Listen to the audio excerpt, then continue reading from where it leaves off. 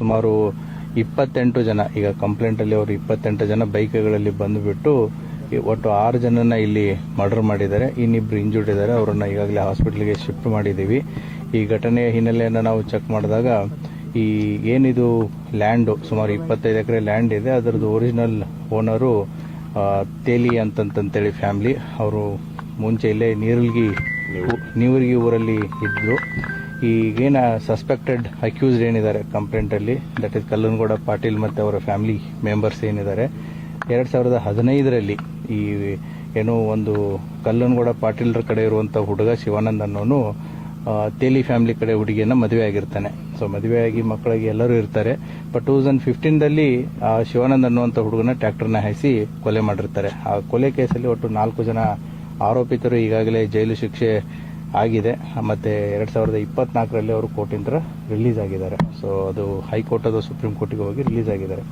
ತದನಂತರ ತೇಲಿ 2015ರ ಘಟನೆ ನಂತರ ಇದೇನು ಒರಿಜಿನಲ್ ಓನರ್ ತೇಲಿ ಫ್ಯಾಮಿಲಿ ಇತ್ತು, ಅವರು ಇಲ್ಲಿ ಉಳುಮೆ ಆಗಲಿ ಅಥವಾ ಏನೂ ಮಾಡಿಲ್ಲ. ಪೂರ್ತಿ ಇದು ಸುಮಾರು ಟೋಟಲ್ 30 ಎಕರೆ ಇದೆ, 5 ಎಕರೆ ಖರೀದಿ ಮಾಡಿಲ್ಲ, ಹಾಗೆ ಬಿಟ್ಟಿದ್ದಾರೆ.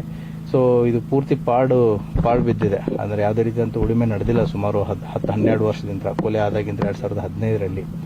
ಇತ್ತೀಚೆಗೆ ಕಳೆದ 6 ತಿಂಗಳ ಮುಂಚೆ ಈ ಏನು ತೇಲಿ ಫ್ಯಾಮಿಲಿ ಇದೆ, ಇದನ್ನ ಯಾರೂ ಕೂಡ ತಗೊಳ್ತಾ ಇರಲಿಲ್ಲ. ಮತ್ತೆ ಯಾರೇ ತಗೊಳಕ್ ಬಂದ್ರು ಕೂಡ ಈ ಕಲ್ಲನಗೌಡ ಪಾಟೀಲ್ ಫ್ಯಾಮಿಲಿ ಏನಿತ್ತು ಅದಕ್ಕೆ ಅಬ್ಜೆಕ್ಟ್ ಮಾಡ್ತಿದ್ರು. ಒಂದು 6 ತಿಂಗಳು ಮುಂಚೆ, ಅಂದಾಜು 6 ತಿಂಗಳು ಮುಂಚೆ ಈ ಚಡಚನಪಟ್ಟಣದ ನಿರಾಳೆ ಫ್ಯಾಮಿಲಿ ಈ ಹೊಲವನ್ನ ಖರೀದಿ ಮಾಡ್ತಾರೆ 25 ಎಕರೆ. ಸುಮಾರು 20 ದಿನಗಳ ನಂತರ ಇಲ್ಲಿ ಕೆಲಸ ಸ್ಟಾರ್ಟ್ ಮಾಡಿದ್ದಾರೆ. ಇಲ್ಲಿ ಬೆಳೆದಿರುವಂತಹ ಗಿಡ ಕಂಟಿಗಳನ್ನ ಕ್ಲೀನ್ ಮಾಡೋದು, ಅದನ್ನೆಲ್ಲ ಕೆಲಸ ಸ್ಟಾರ್ಟ್ ಮಾಡಿದ್ದಾರೆ.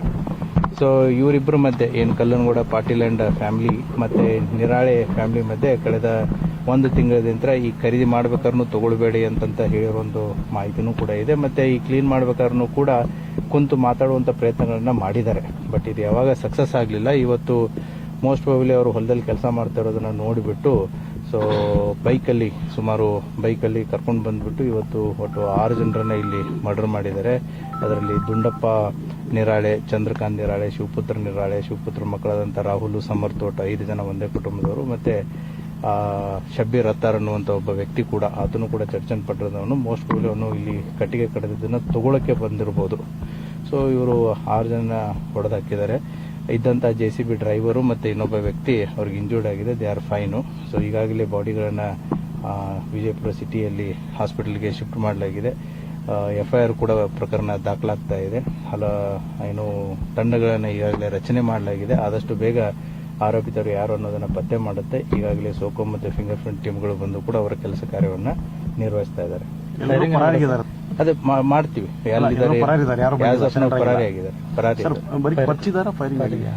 ಈಗ ಸೂಪರ್ಫಿಷಿಯಲಿ ನಾವು ಇಂಜುರೀಸ್ಗಳನ್ನ ನೋಡಿದಾಗ ಮೋಸ್ಟ್ ಪ್ರಾಬಬ್ಲಿ ಇದು ಹರಿತವಾದಂತಹ ಕೊಯ್ತಾ ತಗೊಂಡು ಕುತ್ತಿಗೆ ಭಾಗಕ್ಕೆ ಹೊಡೆದಿರೋದು ಕಂಡು ಬರ್ತಾ ಇದೆ. ನೇಚರ್ ಆಫ್ ಇಂಜುರೀಸ್ ಕೂಡ ಬಾಡೀಸ್ಗಳ ಮೇಲೆ ಅದೇ ರೀತಿ ಇದೆ.